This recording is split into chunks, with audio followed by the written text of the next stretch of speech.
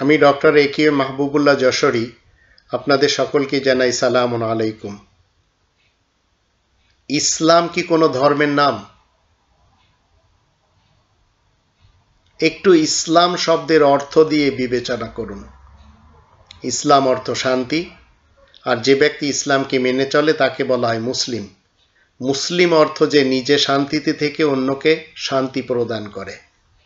তবে এর বিপরীত, তারা সবাই কেউ মুসলমান শিয়া, কেউ সুন্নি, কেউ সালাফি।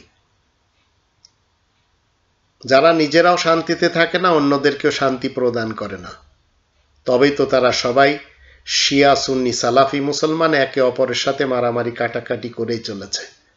ইরান ইরাকের যুদ্ধ শিয়া সুন্নি,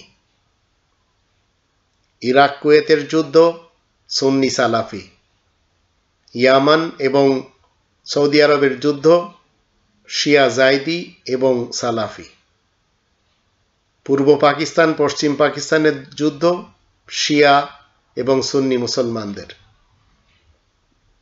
এইভাবে গোটা পৃথিবীতে যেখানেই মুসলমান সমাজ মারামারি কাটাকাটি করে চলেছে, অধিকাংশরাই দেখবেন ধর্মের নামে। কোরআনের 2 নম্বর সূরা আল বাকারার 84 এবং 85 আয়াত দুটিতে রক্তক্ষয়ী যুদ্ধ করাকে সাপোর্ট করে না।